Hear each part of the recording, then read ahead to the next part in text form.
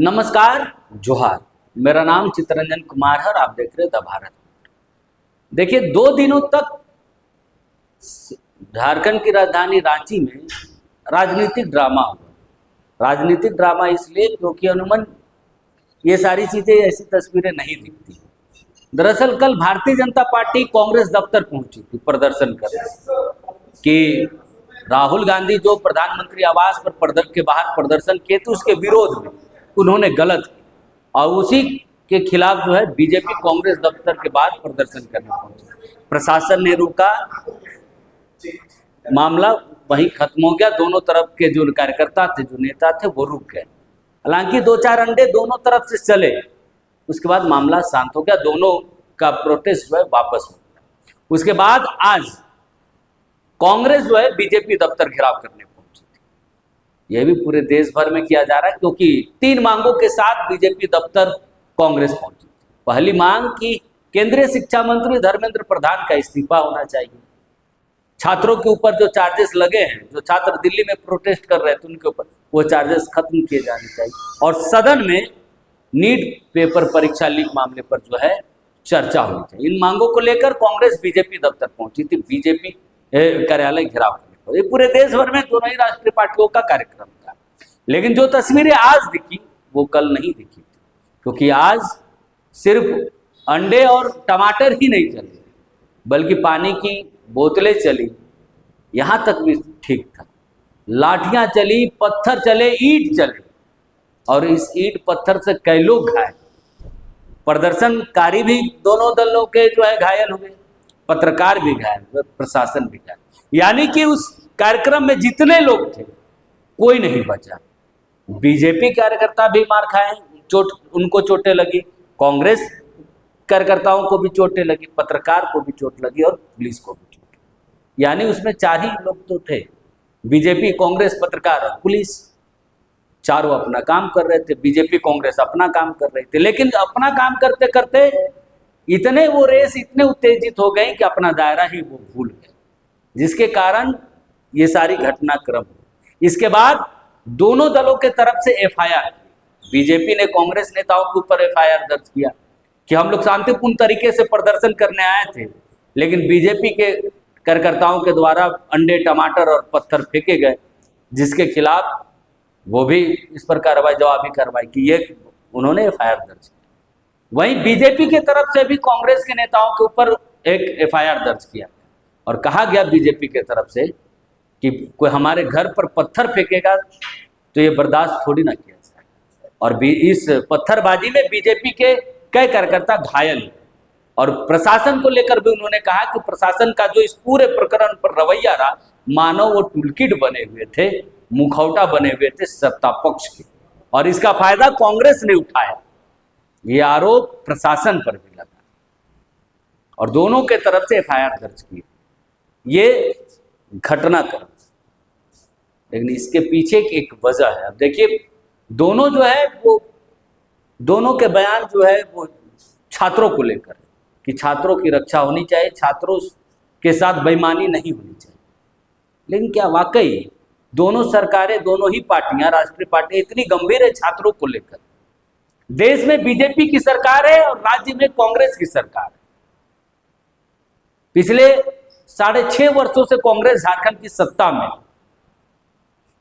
जो वादे कांग्रेस ने किए थे क्या वो पूरे हो गए? या फिर जो वादे बीजेपी ने किए थे, बीजेपी के केंद्र सरकार ने किए थे, वो पूरे हो गए? छात्रों के साथ क्या किसी ने न्याय किया?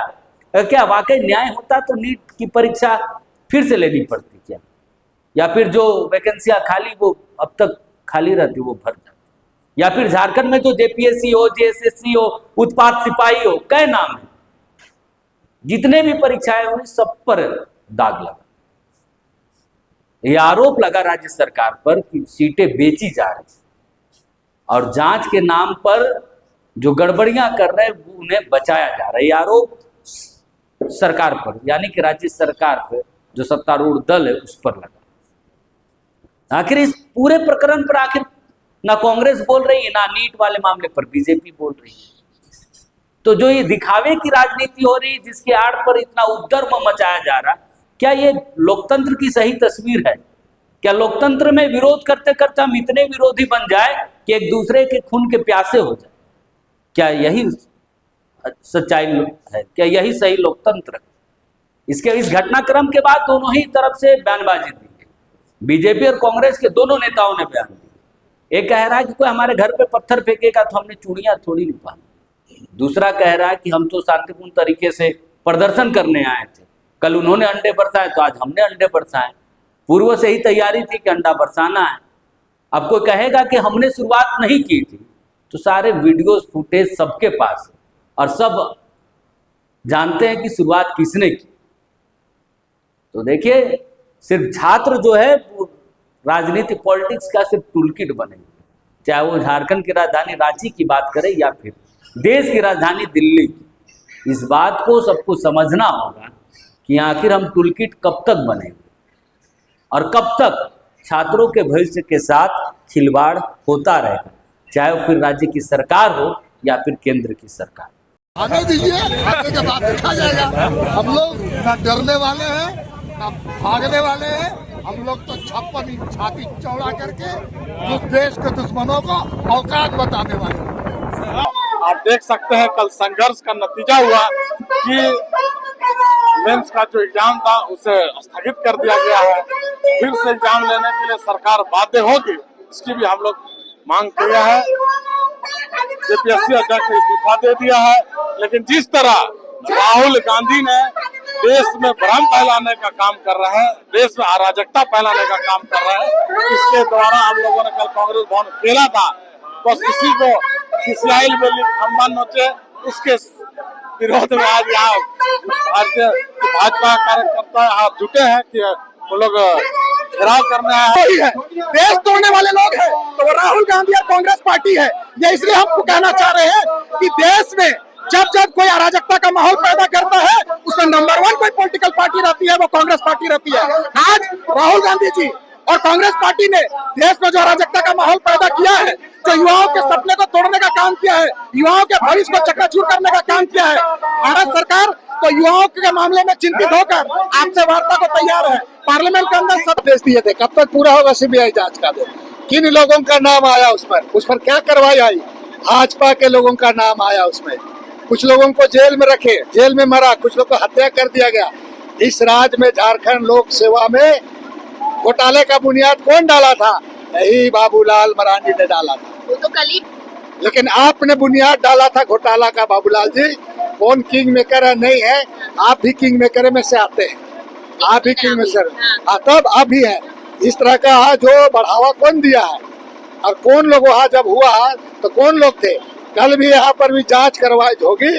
तो मैं बता रहा हूँ कि भारतीय जनता पार्टी के सौदागरों का ही नाम आएगा, जैसे व्यापम घोटाले में हुआ है। लेके नहीं है प्रदर्शन, इस बात को लेके है कि जिस तरीके से दिल्ली में मोदी की सरकार ने छात्रों के साथ बर्बरतापूर्ण लाठीचार्ज किया है, जिस तरीके से छात्राओं के साथ बर्बरतापूर्ण पुरुष पुलिस अधिकारी ने उनको पीटा है, पटका है, ये क्या है? हम देश के भविष्य के साथ काम करने वाले लोग हैं। कांग्रेस ने हमेशा छात्रों के पक्ष में बात की है और आज ये अब दिल्ली की बात नहीं रह गई, पूरे देश में भाजपा के खिलाफ आक्रोश है और सिर्फ छात्रों में नहीं है, छात्रों के अभिभावकों में भी है और बाकी पार्टियों में भी है। क्योंकि इतनी संवेदनहीन सरकार तो इस देश ने देखा ही नहीं था। और आज के समय में अगर हम लोग बात करें तो भाजपा कार्यालय का घेराव ये प्रारंभिक चरण है। अगर ये लोग नहीं सुधरे तो भाजपा के लोगों को उखाड़ फेंकने का संकल्प छात्र छात्राओं के साथ देशवासियों ने कर लिया है। जिस प्रकार से छात्रों के ऊपर में बर्बरतापूर्ण कार्रवाई हो रही है और जिस प्रकार से यहाँ की सरकार, भारत सरकार अकाउंटेबिलिटी लेने के लिए तैयार नहीं है, जवाबदेही लेने के लिए तैयार नहीं है, हम पूरी तरह से छात्रों के डिमांड का समर्थन करते हैं। भारत सरकार का जो एजुकेशन मिनिस्टर धर्मेंद्र प्रधान, उसका रेजिग्नेशन हर हालत में होना चाहिए।